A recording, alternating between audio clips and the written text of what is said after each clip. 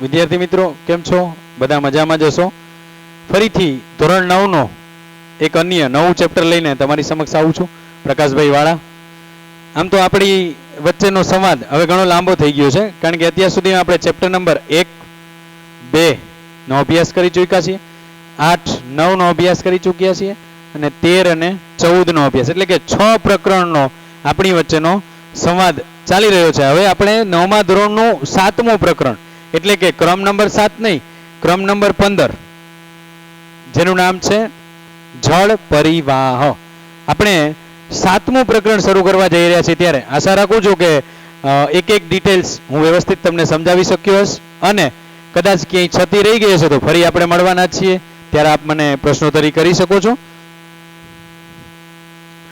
ધોરણ 9 અને એનો પ્રકરણ નંબર 15, નામ છે જળ પરિવાહ. એનો તળપદો શબ્દ લઉં, જળ એટલે પાણી, જળ એટલે પાણી. જળ એટલે પેલો જળ નહીં હો, અહીંયા જળ શબ્દ છે એ પાણી માટે. આપણે ઘણા નથી કહેતા હાલા જળ જેવો છો, જે કોઈ બાબતમાં સમજતો ન હોય એને આપણે જળ કહીએ, બરોબર. અને ચેતન એટલે સજીવ આપણે કહીએ, જળ ને ચેતન એ શબ્દ છે, પણ અહીંયા જળ નથી, જળ. જળ મીન્સ પાણી, ભૂ. નાના હતા તો આપણે શું કહેતા? ભૂ, એ પાણી. અને પરિવાહ એટલે એનો પ્રવાહ. એટલે તમે ટાઇટલનો અર્થ કાઢી લીધો કે ભાઈ પાણીનો પ્રવાહ. કારણ કે જીવનનું સૌથી મહત્વનું અંગ કહી શકાય, એમાંનો એક ભાગ એટલે પાણી. જીવન શક્ય નથી શેના વગર? તો કે હવા વગર. જીવન શક્ય નથી શેના વગર? તો કે પાણી વગર. ચલો, એટલે કે પાણીનો પ્રવાહ.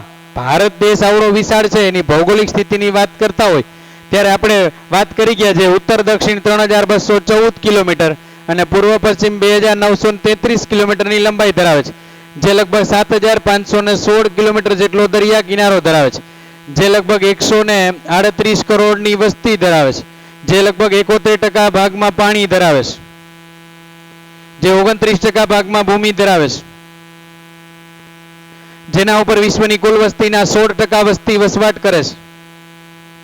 આવડો વિશાળ દેશ ભારત છે, જે આપણી સામે 8 અંશ ઉત્તર અક્ષાંશ વૃત્તિ, 37 અંશ ઉત્તર અક્ષાંશ વૃત્તિ અને 68 થી 97 અંશ પૂર્વ રેખાંશ વૃત્તની વચ્ચે આવેલો ભારત દેશ. અને એની અંદર આપણે જ્યારે વાત કરતા હોય ત્યારે આપણા ભારત દેશની પાણીના પ્રવાહની સ્થિતિ શું, આપણા ભારત દેશની પાણીની જોગવાઈઓ શું, આપણા દેશની અંદર પાણી આપણે કીધું ભાઈ 71% પાણી, તો થોડી વાર માટે આપણે નિશ્ચિંત થઈ ગયા, સાહેબ હું ચિંતા કરવી, તમે પાણી પાણી કરો છો, પાણી તો 71% છે. પણ મિત્રો સાંભળો, માનો કે આ 71% છે અને હું એમ કહું ભાઈ 100%, 71% મીન્સ આપણા માટે પાણી કેટલું થયું? 100% થયું ને, કે ભાઈ પાણીનો કુલ જથ્થો આપણી પાસે 71% છે, આપણા માટે ચલો 100% ગણીએ, જેમાંથી મિત્રો 2%, આમ જોઈએ તો 97% પાણી સમુદ્રમાં છે, એટલે ખારું પાણી છે,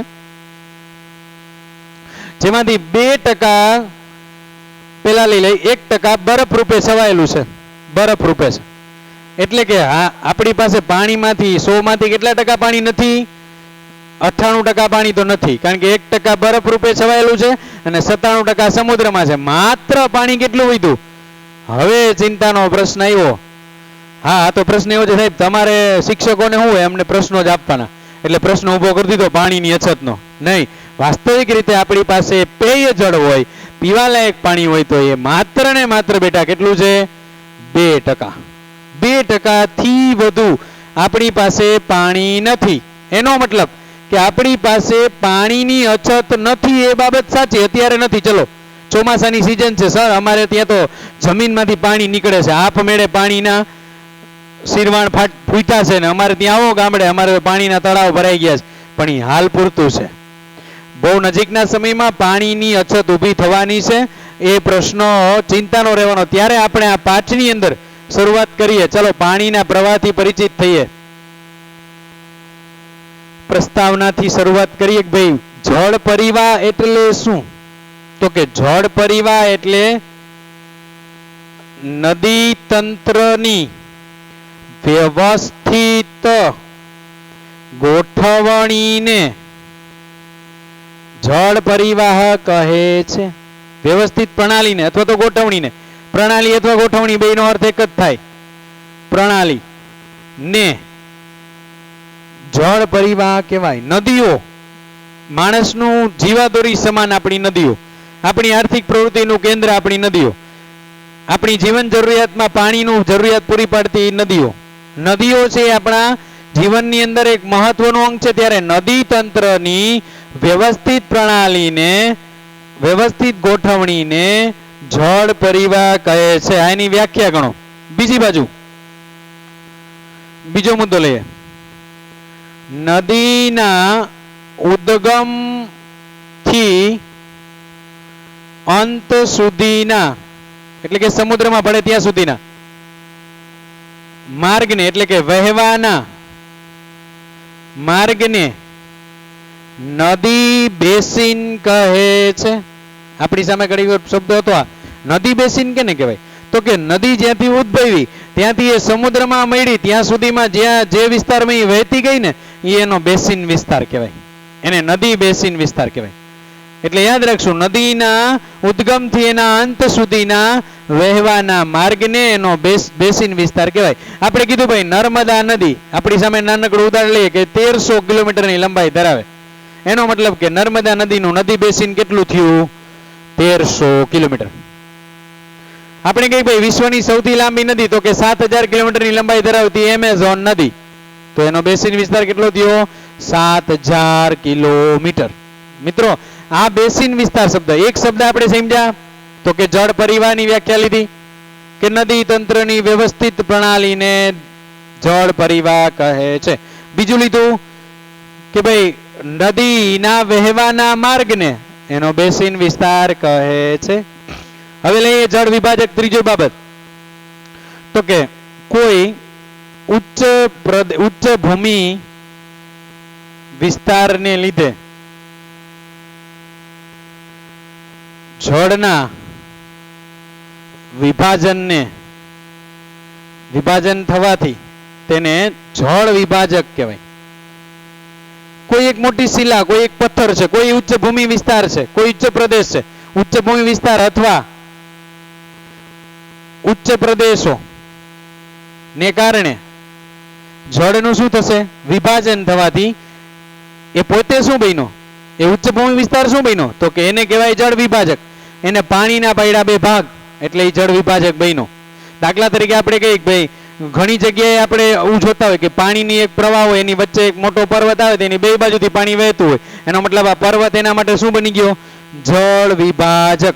નદી બેસિનમાં ઉદાહરણો લઈ ચૂક્યો છું કે ભાઈ વિશ્વનું સૌથી લાંબુ નદી બેસિન એટલે એમેઝોન, અને ભારતનું સૌથી લાંબુ નદી બેસિન એટલે ગંગા. આમ તો બ્રહ્મપુત્રા નદી છે, એની લંબાઈ ગંગા કરતા વધુ છે, પણ બ્રહ્મપુત્રા નદી આપણી નથી, તિબેટ ચીનમાંથી વહે છે. એટલે આપણી નદી છે એ ગંગા નદી છે કે જેનો કુલ બેસિન વિસ્તાર છે એ 2500 કિલોમીટર છે. વળી સિંધુ 2900 કિલોમીટરની લંબાઈ ધરાવે છે, પણ એ પણ ભારતની નદી ગણાતી નથી, કારણ કે એના ઉપર કરાર છે.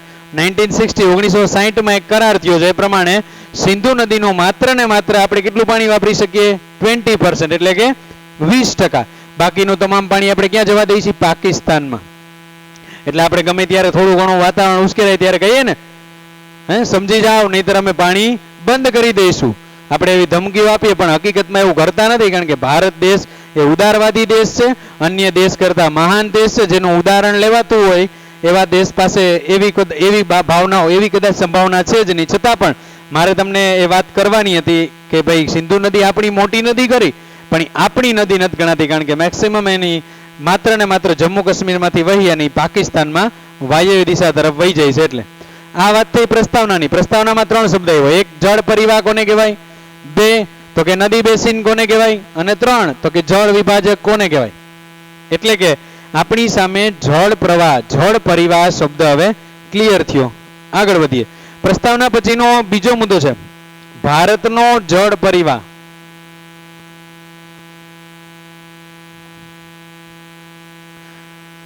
ભારતની અંદર નદીઓ કઈ રીતે વહે છે, એનો વહેવાનો માર્ગ કેવો છે, એનો બેસિન વિસ્તાર કેવડો છે, વગેરે બાબતોની ચર્ચા કરીએ તો ભારતની નદીઓના મુખ્ય 2 ભાગ પડે.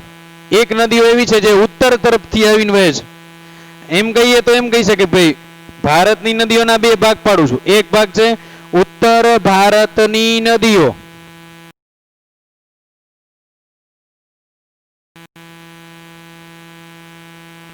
બીજો ભાગ પાડું તો દક્ષિણ ભારતની નદીઓ, જેને તમારી ટેક્સ્ટ બુકમાં કયા શબ્દોથી તો કે એકને નામ આપ્યું છે હિમાલયની નદીઓ અને એકને નામ આપ્યું છે દ્વીપકલ્પીય નદીઓ. દક્ષિણ ભારતની છે એટલે દ્વીપકલ્પીય. આમ જોઈએ તો ભારતના જળ વિસ્તાર જળ પરિવારના મુખ્ય બે ભાગ પડે, એક તો કે ઉત્તર ભારતની નદીઓ અને એક દક્ષિણ ભારતની નદીઓ. હવે જે નદીઓ ઉત્તર તરફથી વહે છે એ મુખ્ય ત્રણ જ છે. એક તો કે સિંધુ છે, બે તો કે ગંગા છે અને ત્રણ તો કે બ્રહ્મપુત્રા છે. આ ત્રણ નદીઓ જે સૌથી મોટી પણ નદીઓ છે અને એ ત્રણ નદીઓ હિમાલયમાંથી નીકળે, હિમાલયની આસપાસથી નીકળે. એટલે કીધું સિંધુ નદી છે એ 2900 કિલોમીટરની લંબાઈ ધરાવે છે, ગંગા નદી લગભગ 2500 કિલોમીટરની લંબાઈ ધરાવે છે અને બ્રહ્મપુત્રા નદી 3000 કિલોમીટરથી વધુ લંબાઈ ધરાવે છે. પણ ભારતની એ મોટી નદી નથી. ઘણા બાળકો ભૂલ કરે છે, કારણ કે સાહેબ તમે એમ લખો છો કે ભારતની મુખ્ય નદીઓ, એમાં તમે બ્રહ્મપુત્રાનું નામ લખ્યું, પછી પાછું એમ કહ્યું કે ભારતની સૌથી લાંબી નથી ગણાતી, કારણ કે તિબેટ ચીનમાંથી વહે છે, ભારતની નદી નથી. પણ એનો અમુક પ્રવાહ અરુણાચલ પ્રદેશ પાસે ભારતમાં આવી અને વહેતો હોવાથી એને ભારતની નદીમાં ગણના થાય છે, બાકી એ ભારતની સૌથી લાંબી નદી નથી. દક્ષિણ ભારતમાં આપણે ક્રમશઃ લઈએ. ચલો તો સૌથી પહેલા લઈએ નર્મદા, તાપી, બરોબર. એ સિવાય સાબરમતી લઈ લઈએ, ચલો અમદાવાદમાંથી વહે છે. એ સિવાય આપણે લઈએ તુંગભદ્રા, મહાનદી, ગોદાવરી, કૃષ્ણા, કાવેરી જેવી નદીઓ, બરોબર. અહીંયા એની અંદાજિત લંબાઈ કહું તો આ 1300 કિલોમીટર લાંબી છે, તાપી 800 કિલોમીટર જેટલી લંબાઈ ધરાવે છે, બરોબર. એ સિવાય મહાનદી છે એ કૃષ્ણા નદી 1400 કિલોમીટરની લંબાઈ ધરાવે છે, ગોદાવરી 1500 કિલોમીટરની લંબાઈ ધરાવે છે, કાવેરી નદી છે એ માત્ર 760 કિલોમીટરની લંબાઈ ધરાવે છે.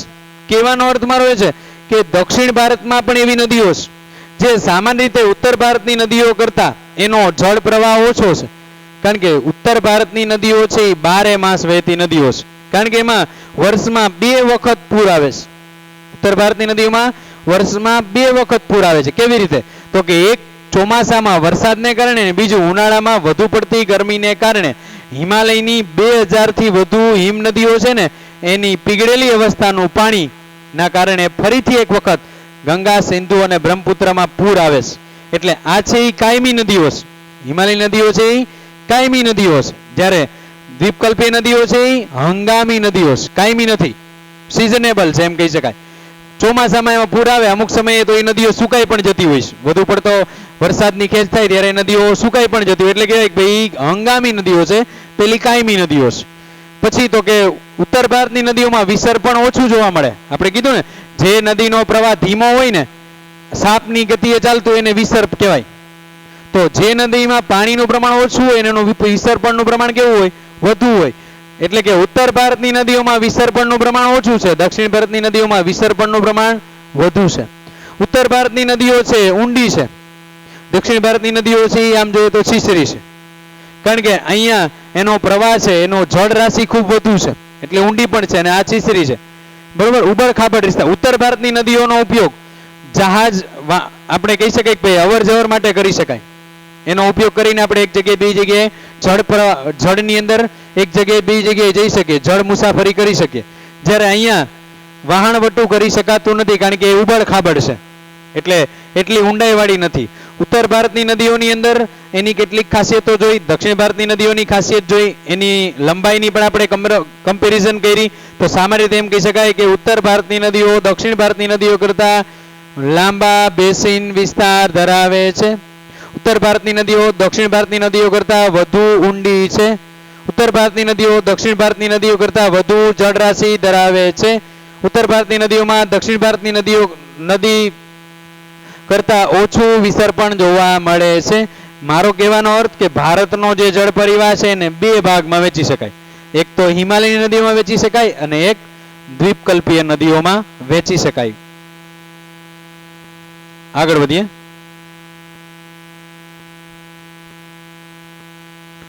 હવે વાત કરીએ એક નવો મુદ્દો, નદીની વિભિન્ન અવસ્થાઓ. નદીની વિભિન્ન અવસ્થાઓ, જેમાં ત્રણ મુદ્દાઓ છે. એક છે ઉપરવાસ, બરોબર, એક છે મધ્યમ વચ્ચેનો ભાગ અને ત્રીજો ભાગ પડશે આવશે હેઠવાસ. મધ્યમ ભાગ અથવા મધ્ય ભાગ અને હેઠવાસ.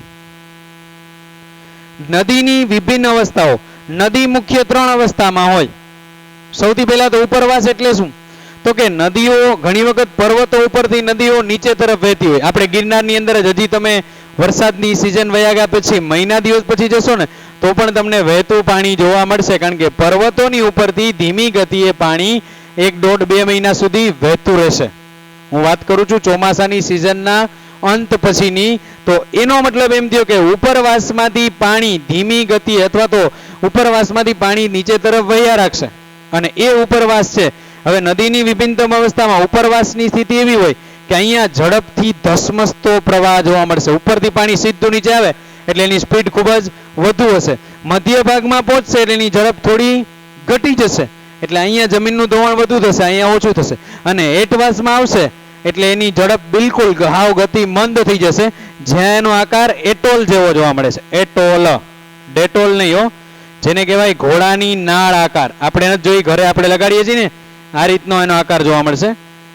એટોલ મીન્સ ઘોડાની નાળ જેવા આકારે નદીઓ જોવા મળશે. આ છે નદીની અવસ્થાઓ ત્રણ. ઉપરવાસમાં તો કે ધસમસતા પ્રવાહથી વહેતી નદી, એક અવસ્થા એની એ થઈ. મધ્ય ભાગમાં તો કે ધીમી ગતિએ વહેતી નદી, અને ત્રીજી અવસ્થા તો કે હેઠવાસમાં એટોલ રૂપ એટલે કે એકદમ વિસર્પિત અને ઘોડાની નાળ જેવા આકારે આ નદીઓ વહે છે. આ છે નદીની વિભિન્નતમ ત્રણ અવસ્થાઓ. વાત ચાલે છે આપણી જળ પરિવાહની, ત્યારે આપણી ચર્ચાઓ તમામ પાણીની આસપાસની જ રહેશે, જળની આસપાસની રહેશે. હવે જોઈએ નદી પ્રણાલીઓ, કારણ કે આપણો પાઠ જ ઈ છે. નદી તંત્રની વ્યવસ્થિત ગોઠવણી કે પ્રણાલીને શું કહેવાય? જળ પરિવાહ. તો કે ભારતની જળ પ્રણાલીઓ એક નવો મુદ્દો. ભારતની જળ પ્રણાલીઓ, જેમાં એના મુખ્ય 4 પ્રકાર આપેલા છે. એક છે વૃક્ષાકાર જળ પ્રણાલી, બરોબર. પછી એક છે ઝાડીયાકાર જળ પ્રણાલી, એક છે પર્વતાકાર જળ પ્રણાલી જેને કહેવાય કેન્દ્ર ત્યાગી, અને એક છે આયતાકાર. આમ તો બીજો પ્રકાર આયતાકાર છે, આયતાકાર પ્રણાલી. આ 4 પ્રણાલીઓના રૂપે ભારતમાંથી નદીઓ વહે છે. હવે ચારેયને ક્લિયર કરું છું. વૃક્ષાકાર એટલે કેવી? તો કે એક નદી છે એની અંદરથી અનેક નદીઓ શાખાના રૂપે વહે છે. આ નદી મુખ્ય નદી છે, એના અંદરથી અહીં એની શાખા પડશે, એક શાખા આ બાજુ પડશે. આ નદીઓ ઉપર તરફ વહે છે, વળી પાછી થોડીક શાખાઓ આગળ જોવા મળશે, વળી આગળ જશે તો એમાં બીજી નદીઓ છૂટી પડશે. આ એક મુખ્ય નદીમાંથી અનેક શાખાઓ રૂપે નદીઓ વહે છે, એટલે એને વૃક્ષાકાર કહેવાય. જેનો શેપ કેના જેવો થશે? વૃક્ષ જેવો. ઉપર જતા એની ડાળીઓ વધતી જશે, એમાંથી શાખા નદીઓનું પ્રમાણ વધશે. એટલે કે પહેલી જે પ્રણાલી છે એ વૃક્ષાકાર છે. આપણી ટેક્સ્ટ બુકમાં એની આકૃતિ પણ આપેલી છે. વૃક્ષાકાર નદી પ્રણાલી કેવી રીતે કામ કરે, વૃક્ષાકાર નદી પ્રણાલી કોને કહેવાય. બીજો પ્રકાર છે જાડીયાકાર, એટલે કે નેટ. જાડી મીન્સ નેટ, જાડી નહીં. જાડી મીન્સ ફેટ નહીં, જાડી. જાડી મીન્સ તો કે એક પ્રકારની નેટ, બરોબર. આપણે નેટ કહીને એકબીજા સાથે વણાયેલી. ઉદાહરણ લઉં છું, દાખલા તરીકે આ રીતે એક બીજી નદીઓ એકબીજાને કાટખૂણે મળતી હોય, એક નેટ જેવું સ્વરૂપ થઈ જાય. જાડી ગૂંથાયેલી જાડી હોય, એકબીજી નદીઓને એટલી બધી વ્યવસ્થા એકબીજી નદીઓને એવી રીતે મળતી હોય કે એક મોટી જાડી જેવું ગૂંચળું બનાવે. અને પર્વતાકાર એટલે કે કોઈ એક જગ્યાએથી નદીઓ, માનો કે એક નદી છે એ બધી જ બાજુઓ વહે છે, વચ્ચે સેન્ટરમાંથી પર્વતની આસપાસમાંથી, આમ તો એને પર્વતાકાર પણ કહેવાય, બધી જ બાજુ એ નદીનો પ્રવાહ હોય એટલે કે પર્વતાકાર થયું. અને લાસ્ટમાં આયતાકાર. એકબીજાને નાની નદીઓ મોટી નદીઓને, નાની નદીઓ અથવા તો મોટી નદીઓ તેની શાખા નદીઓને, અથવા શાખા નદીઓ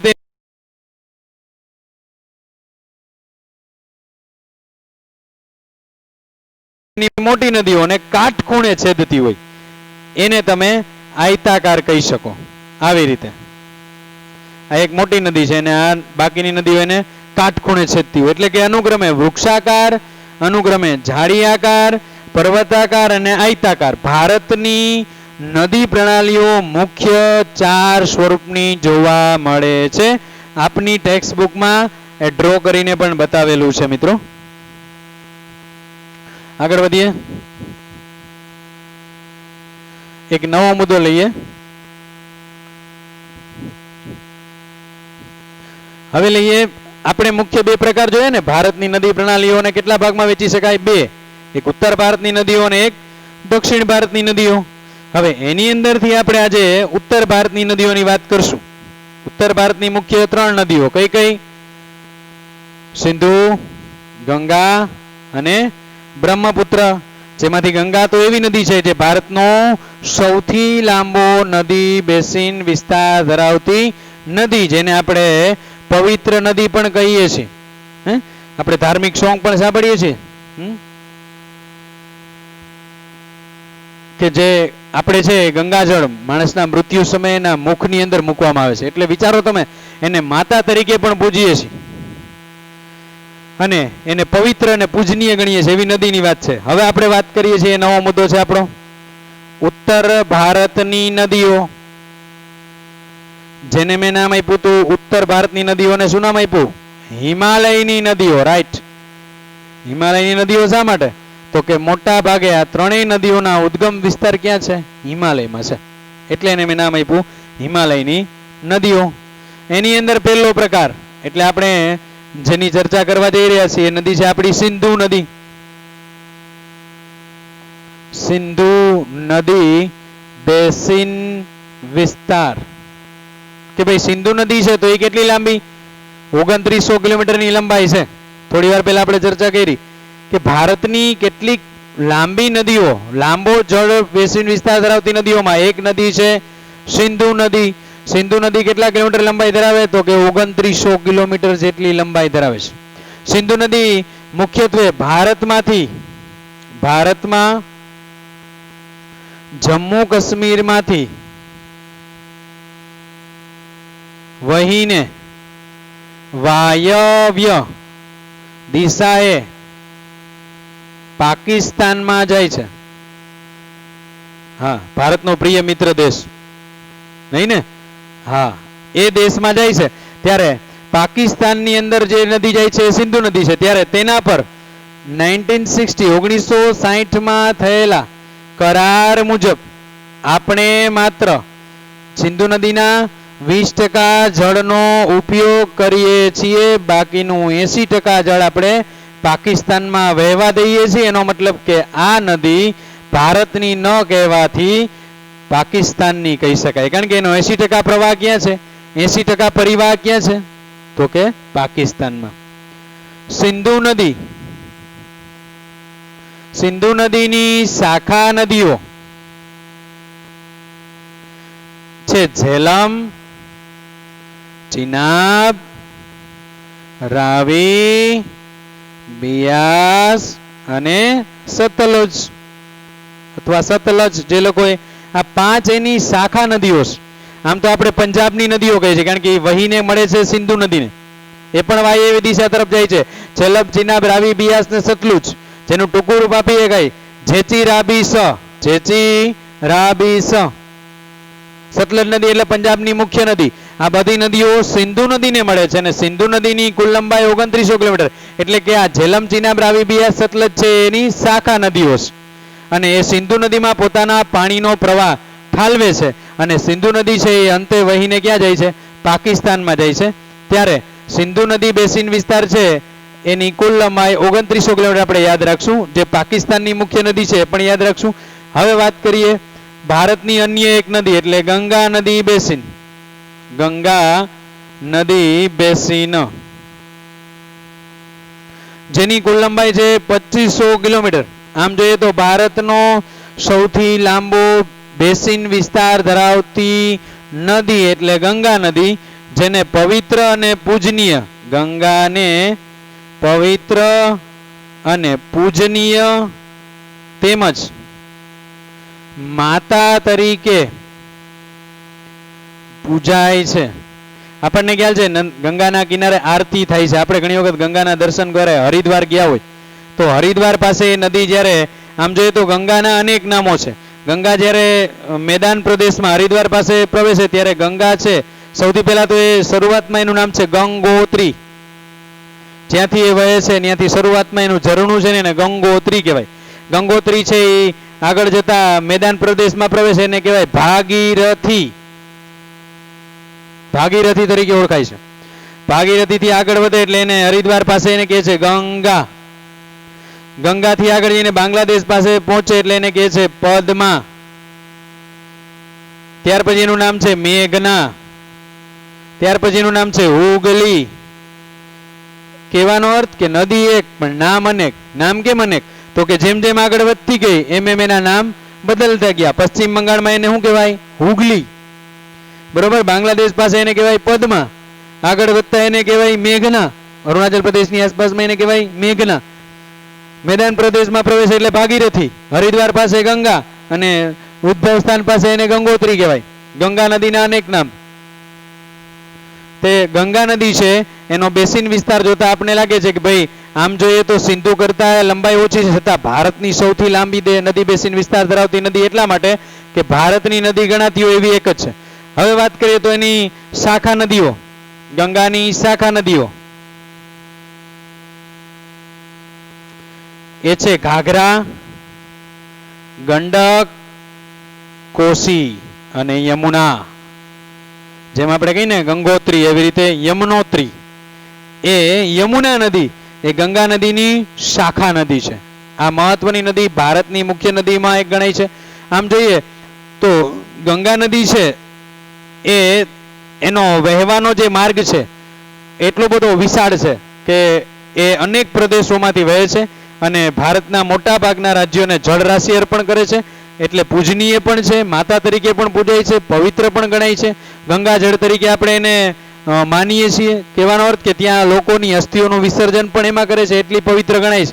અને નદી આમ જોઈએ તો વિશ્વની નદીઓની સાપેક્ષમાં આપણી નદીઓ એટલી બધી ચોખ્ખી તો ન કહી શકાય. કારણ કે તમને મને ખ્યાલ છે કદાચ આપણે તમે બહુ નાના છો એવો કોઈ કાર્યક્રમ નહીં જોયો હોય. હું એક કિસ્સો કહું છું નદીઓ સાથે જોડાયેલો. એક વખત સત્યમેવ જયતે એવો કાર્યક્રમ આવતો હતો મિત્રો. પહેલા આવતો દૂરદર્શન અને એ સિવાયની લગભગ 10-15 ચેનલમાં આવતો એક સાથે. આમિર ખાન કદાચ એનો એમ્બેસેડર હતો. આમિર ખાનનો એપિસોડની અંદર એક વખત નદીઓનો એક પ્રશ્ન આવ્યો કે ભાઈ વિશ્વની નદીઓમાં સારી નદીઓ, ચોખ્ખી નદીઓ કોની? તો એક બાજુ આપણી નદી હતી ગંગા અને એક બાજુ એમેઝોન ને નાઇલ નદી હતી. હવે એને નદીના દ્રશ્યો ટીવી ઉપર મૂક્યા એટલે જોયું તો થોડી વાર થઈને એને નદીઓમાં એમેઝોન અને નાઇલ નદીને ઝૂમ કરીને બતાવી તો મિત્રો એનું તળિયું દેખાતું હતું. અને ગંગા નદીને ખરેખર ઝૂમ કર્યું તો મને લાગે તળિયું તો નહીં, કદાચ એમાં માણસને નાખો ને તો માણસે ન દેખાય એવી સ્થિતિમાં નદી જોવા મળતી હતી. એટલી ડોહળી નદી જોવા મળતી હતી અમુક વિસ્તારોમાં. કારણ કે આપણે એ જ નદીનો બગાડ પણ કરીએ. પવિત્ર આપણે ગણીએ છીએ, ત્યાંના સ્થાનિક લોકો એને ડહોળે છે, બગાડે છે. એટલે મારો કહેવાનો અર્થ કે નદીની બાબતમાં આપણે એટલા બધા હજી જાગૃત નથી. કારણ કે તમે એમેઝોન તમને જો વિશ્વાસ ના હોય તો યુટ્યુબની અંદર જઈને એમેઝોન નદીને સર્ચ મારજો અને એની ચોખ્ખાઈ ને બધું જોજો, એનો કિનારો જોજો. એવી રીતે બાજુમાં ગંગા નદી જોજો, તમને એનો બંનેનો ડિફરન્ટ ખબર પડશે. કહેવાનો અર્થ કે આપણો જળ પરિવાર છે એને પણ આપણે બાદ બાકી કરી નથી, મૂક્યું નથી. એને આપણે બગાડી રહ્યા છીએ, એને આપણે નુકસાન કરી રહ્યા છીએ. લાસ્ટમાં લઈએ તો ભારતની અન્ય શાખા વિસ્તાર તરીકે બ્રહ્મપુત્રા નદી બેસિન. બ્રહ્મપુત્રા નદી બેસિન. હવે બ્રહ્મપુત્ર નદી છે એ તો મેં તમને કીધું તિબેટ અને ચીનમાં થઈને વહે છે. ત્યારે એની કુલ લંબાઈ આપી છે 3000 કિલોમીટર. પણ આ નદી છે એ ભારતમાં અરુણાચલ પાસે નામચા બરવા નામનું એક સ્થળ છે જ્યાં યુ આકારે બરોબર યુ આકારનો વળાંક લઈને વહે છે, જ્યાં એક ઊંડી ખીણ, આમ તો 5500 મીટર એક ઊંડી ખીણ બનાવી છે ને એટલો મોટો ધોધ પડે છે ત્યાં એનો 5500 મીટર ઊંચાઈથી નીચે પડે છે નદી, એટલે કે ત્યાં નામચા બરવા શિખર પાસે યુ આકારે વહે છે અને 5500 મીટર ઊંડી ખાઈમાં વહે છે અને બ્રહ્મપુત્ર નદીને દિહાંગ તરીકે ઓળખાય છે. અરુણાચલ પ્રદેશમાં એને દિહાંગ તરીકે ઓળખવામાં આવે છે. મિત્રો અહીંયા મેં તમારી સાથે આ ચર્ચા કરી એ જળ પરિવાહની વાત કરી. જળ એટલે કે પાણી, પાણીનો પ્રવાહ, જેમાં પ્રસ્તાવનાની અંદર આપણે જળ પરિવાહ કોને કહેવાય, નદી બેસિન કોને કહેવાય, જળ વિભાજક કોને કહેવાય, એની અંદર આપણે નદી બેસિનમાં એમેઝોન અને ગંગાના ઉદાહરણ લીધા. ત્યાર પછી આપણે વાત કરી ભારતનો જળ પરિવાહ, જેમાં મેં ભારતના જળ પરિવાહના બે ભાગ પાડ્યા. એક તો કે ઉત્તર ભારતની નદીઓ અથવા હિમાલયની નદીઓ, બે તો કે દક્ષિણ ભારતની નદીઓ અથવા દ્વીપકલ્પી નદીઓ, બે ભાગ પાડ્યા. જેમાં આપણે સૌથી પહેલા આપણે વાત કરી ઉત્તર ભારતની નદીઓની, બરોબર. એમાં આપણે નદીની વિભિન્નતમ અવસ્થાઓની વાત કરી. ભાઈ નદી છે ઉદ્ગમ સ્થાન પાસેથી પર્વતો ઉપરથી નીચે તરફ વહેતી હોય, ત્યાં ઉદ્ગમ સ્થાનેથી નદીની ઉપરવાસમાં એનો પ્રવાહ એકદમ ઝડપી હોય છે, એટલે કે પોતાની સાથે પર્વતથી નીચે તરફ આવે ત્યારે જમીનનું ધોવાણ કરતી આવે છે. મધ્ય ભાગમાં એની ગતિ થોડી ધીમી પડે છે અને એઠવાસમાં એકદમ ધીમી અને એટોલ સ્વરૂપે, એટલે કે એમાં વિસર્પણ પણ વધુ જોવા મળે છે ને એટોલ સ્વરૂપે આવે છે. આપણે ત્રણ અવસ્થાઓની વાત કરી. ત્યાર પછી આપણે નદી પ્રણાલીઓના 4 પ્રકાર લીધા ભારતની સાપેક્ષમાં. ભારતની મોટાભાગની નદીઓમાંથી અમુક નદીઓની પ્રણાલી કેવી છે તો કે વૃક્ષાકાર, જેમાં નદી આગળ વધતી જાય એમ એની શાખાઓનું પ્રમાણ વધતું જાય, એટલે એને વૃક્ષ જેવો આકાર આપ્યો એટલે નામ આપ્યું એને વૃક્ષાકાર નદી પ્રણાલી. બીજું તો કે જાડી આકાર, એટલે કે જેનો આકાર નેટ જેવો, એકબીજામાં ગૂંથાયેલી વણાયેલી નદીઓ. આમ તો હું તમને ઉત્તર ભારત ને દક્ષિણ ભારતની નદીઓ આંગળીને વેઢે ગણાવું છું 15, પણ એનાથી પણ નાની મોટી અનેક નદીઓ વહે છે ભારતમાં, એની એક જાડી બને છે, એટલે જાડી આકાર નદી પ્રણાલી છે. ત્યાર પછી આપણે પર્વતાકાર એટલે કે કેન્દ્ર ત્યાગીની વાત કરી. કોઈ એક નદી ચારે તરફ વહેતી હોય ત્યારે એ કેન્દ્ર ત્યાગી અથવા પર્વતાકાર ગણાય છે. અને છેલ્લે આપણે વાત કરી તો એ હતી આયતાકાર, જ્યાં મુખ્ય નદીને તેની શાખા નદીઓ કાટખૂણે છેદતી હોય, એટલે એને આપણે નામ આપ્યું આયતાકાર નદી પ્રણાલી. આ 4 પ્રણાલીઓથી આપણી ભારતની નદીઓ વહે છે. અને ત્યાર પછી આપણે વાત કરી ઉત્તર ભારતની નદીઓ, જેમાં હિમાલયની નદીઓની વાત કરી. અને એ હિમાલયની નદીઓમાં પહેલી વાત કરી આપણે સિંધુ નદી, જે હકીકતમાં તો પાકિસ્તાનની નદી ગણાય છે પણ ભારતમાંથી વહેતી હોવાથી આપણે એનો ઉલ્લેખ કર્યો. 2900 કિલોમીટરની લંબાઈ છે, જેની શાખા નદીઓ ઝેલમ, ચિનાબ, રાવી, બિયાસ ને સતલજ છે. 1960 થી એના ઉપર કરાર પ્રમાણે આપણે 20% જ પાણી ઉપયોગ કરીએ છીએ, બાકીની જળ રાશિનો ઉપયોગ પાકિસ્તાન કરતું હોવાથી આ નદી પાકિસ્તાનની ગણાય છે. ગંગા નદીની વાત કરી કે ભારતની પવિત્ર, પૂજનીય અને માતા તરીકે પૂજાતી એવી ગંગા નદી જે હિમાલયમાંથી નીકળે છે. આમ તો અમરકંટકની પર્વત શ્રેણીઓમાંથી નીકળી અને એ હરિદ્વાર પાસે, અલ્હાબાદ પાસે, જ્યાં હરિદ્વાર પાસે બહાર નીકળે છે ત્યાં એ ગંગોત્રીમાંથી ગંગા નામ ધારણ કરે છે, પછી ભાગીરથી નામ ધારણ કરે છે, પદ્મા, મેઘના નામ ધારણ કરે છે ને અંતે હુગલી તરીકે ઓળખાય છે. કહેવાનો અર્થ કે નદી એક છે, નામ અનેક. તો ગંગા એ વિશાળ નદી છે, મોટો જળ પરિવાહ ધરાવતી નદી છે, મોટી જળરાશિ ધરાવતી નદી છે. ભારતના લોકોની જીવાદોરી સમાન નદીઓમાં એનું વિશેષ સ્થાન છે. એની શાખા નદીઓમાં ઘાઘરા, ગંડક, કોસી અને યમુનાને આપણે ગણાવી. અને લાસ્ટમાં મિત્રો આપણે બ્રહ્મપુત્ર નદી બેસિનની વાત કરી, જેની લંબાઈ 3000 કિલોમીટર કરતાં વધુ જોવા મળે છે. એવી મહત્વની નદી જે ભારતમાંથી વહે છે, અરુણાચલમાં થઈ નામચા બરવા નામના શિખર પાસે 5500 મીટર ઊંડી ખીણમાં એનો ધોધ, એનો પ્રવાહ નીચે પડે છે. ત્યાં આ પ્રકારની મુખ્ય 3 નદી બેસિન આપણે જેની વાત કરી એ ઉત્તર ભારતની નદીઓની વાત થઈ. હવે પછીના લેક્ચરમાં આપણે દક્ષિણ ભારતની નદીઓ વિશે ચર્ચા કરશું. અહીં સુધી રાખીએ, ફરી મળીશું.